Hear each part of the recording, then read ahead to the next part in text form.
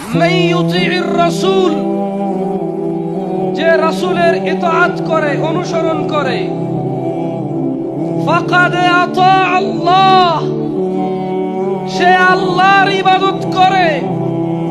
কেউ যদি বলে আব্দুল্লাহর ছেলে মুস্তাফা আলাইহিস সালাম ডান হাতে খেতে বলেছে, কেন খাবো আমি?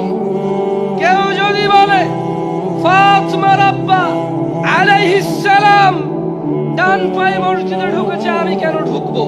বাম পায়ে টয়লেটে ঢুকেছে, আমি কেন ঢুকবো? কেউ যদি এটা বলে, জেনে নাও তিনি সুবহানাহু ওয়া তাআলা আরশ আযীমের মালিক, জান্নাতের মালিক, জাহান্নামের মালিক, যার কাছে সবার প্রত্যাবর্তন, যিনি সব কিছুর উপর যে কোন সময় ক্ষমতাবান।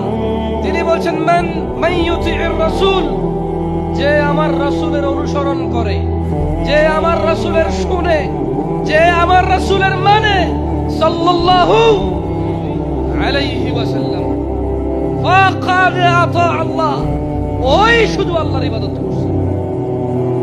যে আমার রাসূলের শুনছে, ও আল্লাহর ইবাদত করছে। যে আমার রাসূলকে মানছে, ও আল্লাহর ইবাদত করছে। এর বাইরে কেউ আর আল্লাহর ইবাদত করে নাই। এই জন্য ইত্তেবা রাসূল লাগবে। বিদআত শুনে অনেকে হয়তো বিরক্ত। আমি আপনাকে বিদআত বানায় দেখাচ্ছি। বিদআত বানানো যায়, সুন্নত বানানো যায় না। যেটা বানানো যায় সেটা বিদআত, যেটা সাব্যস্ত। ওয়া ইয়ানতিকু আনিল হাওয়া ইন হুয়া ইল্লা ওয়াহয়ুন ইউহা। তিনি সাল্লাল্লাহু আলাইহি সাল্লাম প্রবৃত্তির শিকার হয় না, মন গড়া কথা বলে না। ইন হুয়া ইল্লা ওয়াহয়ুন ইউহা, যখন ওহী আসে তখন তিনি বলে। এজন্য সুন্নত বানানো যায় না। যেটা হয়ে এসেছে ওটা সুন্নাহ, যেটা সাব্যস্ত সেটা সুন্নাহ, যেটা বানায় সেটা বিদআত। আসেন, রাগ করিয়েন না কেউ, মাইকে যারা শুনতেছেন একটু মনোযোগ দিয়ে শুনেন। আমি বিদআত বানায় দেখাচ্ছি। এই দেখেন, টিস্যু নিছি। আচ্ছা, আমার সর্দি, নাক দিয়ে পানি পড়তেছে, আমি কষ্ট পাচ্ছি, আমাকে দেখতে অস্বস্তিকর লাগতেছে। সাব্বির ভাই কি করলো? সাব্বির ভাই জ্যাব থেকে টিস্যু, আপনি দেন, জ্যাবে ঢুকা নাকি? ধরেন আপনার জ্যাবে আছে, দেন, এবার আমার দেন। সাব্বির ভাই জ্যাব থেকে টিস্যু বের করে দিল। কেন? দেখলো যে জামশেদ ভাই ওয়াজ করে, মানুষজন সম্মান করে, নাক দিয়ে পানিগুলো পড়তেছে, বেচারা কেমন দেখতে বিচ্ছিরি খারাপ দেখা যাচ্ছে, অসুন্দর লাগতেছে, এতে ওনার প্রেস্টিজ নষ্ট হচ্ছে। এটা কথার কথা। সাব্বির ভাই একজন মুসলমান দ্বীনি ভাই হিসেবে ভাইয়ের সম্মান রক্ষার্থে কি দিছে? এবার আমি বুঝলাম, এই যে উনি আমার উপকার করলো, সাদাকা হিসেবে এটা নাকি পাবে কিনা? এবার এটার বিদআত বানাচ্ছে। দেখেন, সাব্বির ভাই বলল, জামশেদ ভাই একটি সুখে ডান হাতে নিয়ে আরেকটি সুখে বাম হাতে নিয়ে এইভাবে দুইবার বাড়ি দিয়ে এইভাবে নাকের ময়লা ফেলালে 3 নেকি হয়। এবার এটা বিদআত হয়ে গেছে, আর নেকি হয় নাই। কি হয় না ইয়ার? কিন্তু একটু আগে এটা কি ছিল? সাদাকা। একটু আগে কি ছিল? সাদাকা। এখন কি? বিদআত। কেন বিদআত হয়েছে কেউ বলতে পারেন? কেন? উনি নেকি সাব্যস্ত করছে। এখানে নেকি সাব্যস্ত, কিন্তু এখানে বিদআত না। উনি যদি আমাকে টিস্যু দিয়ে উপকার করেন, আমার নেকি হবে না? এখানে তাহলে পদ্ধতিটা হচ্ছে বিদআত। উনি এটা পদ্ধতি আবিষ্কার করেছে। আচ্ছা, ওকে, সাব্বির ভাই বলল এইভাবে 1 মিনিট যাবে হাত রাখিয়া, এইভাবে 1 মিনিট যাবে হাত রাখিয়া, তারপর উহা বাম হাতে নিয়ে ডান হাতে এইভাবে ধরিয়া 1 মিনিট অপেক্ষা করিয়া যদি নাক মোচন করা হয় 10 নেকি হবে। এখন এটা বিদআত।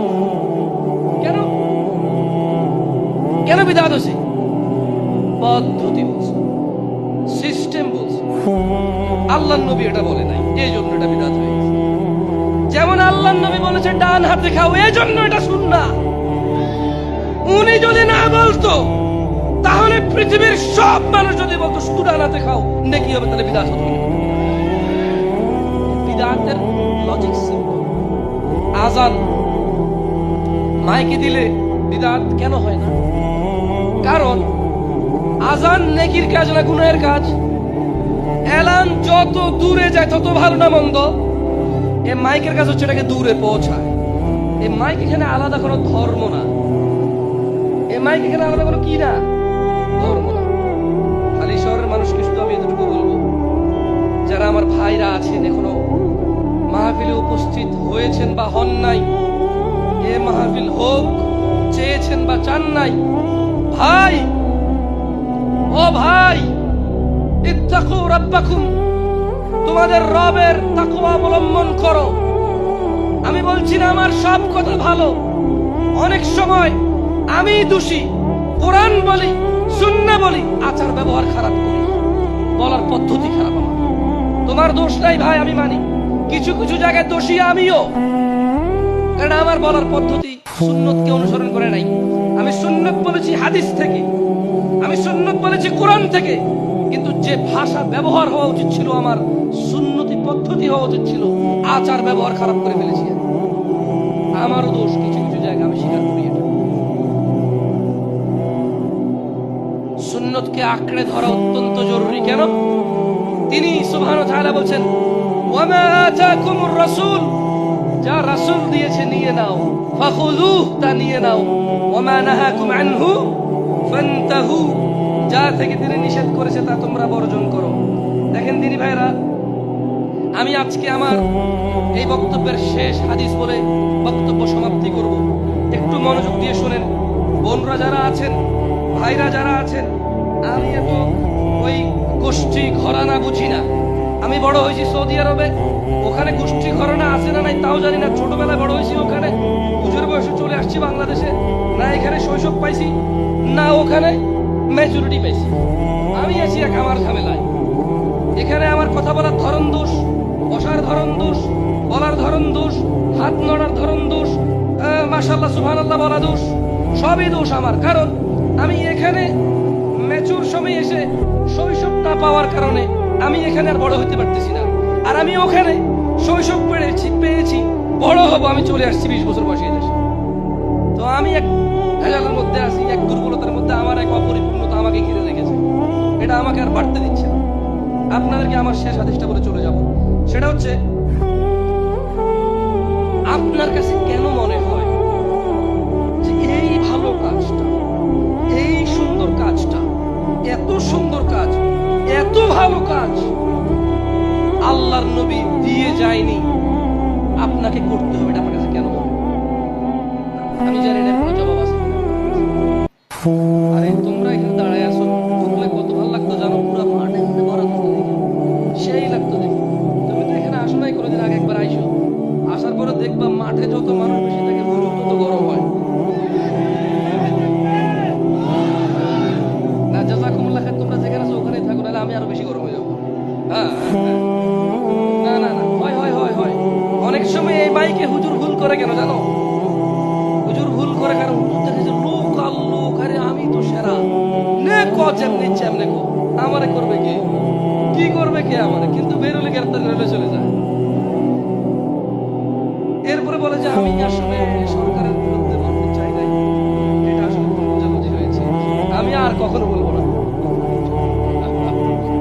অনেক সময় আমি এরকম কথা বলি, ভুল হয়ে যায়, আমি বলি না যে দুঃখিত, ঠিক আছে, ভুল বুঝা একটা, বুঝে আর কখনো না করে একটা, কিন্তু ভয় আর একটা, বুঝেন নাই? দেখেন, عن عبد الله بن مسعود رضي الله عنه قال, মনোযোগ দিয়ে শুনিয়ে দেবো, ওকে, মনোযোগ দিয়ে শুনিয়ে দেবো। আব্দুল্লাহ বিন মাসউদ রাদিয়াল্লাহু আনহু থেকে বর্ণিত, তিনি বলেন, আল্লাহ নবী সাল্লাল্লাহু আলাইহি ওয়াসাল্লাম বলেছেন, ইন্নাহু লাইসা শাইউন ইউকাররিবুকুম ইলাল জান্নাহ ইল্লা ক্বাদ আমারতুকুম বিহি। আমরা কথা বলছি ইত্তিবা সুন্নাহ কি নিয়ে? জোরে বলো, কি নিয়ে? আল্লাহর নবীর অনুসরণ নিয়ে। কি নিয়ে? আল্লাহর নবীর অনুসরণ নিয়ে। তুমি দেখো আল্লাহর নবী কি বলতেছে, বলছে যে নিশ্চয়ই এমন সকল কিছু যা তোমাদের জান্নাতের নিকটবর্তী করে, এমন সকল কিছু আমি তোমাদের নির্দেশ দিয়েছি, একটাও বাদ দেই নাই। মানে কি বললে নেকি হয়, কি বললে জান্নাত পায়, কি করলে জান্নাত পায়, কি করলে ইবাদত হয়, কি করলে ভদ্র হয়, কি করলে সভ্য হয়।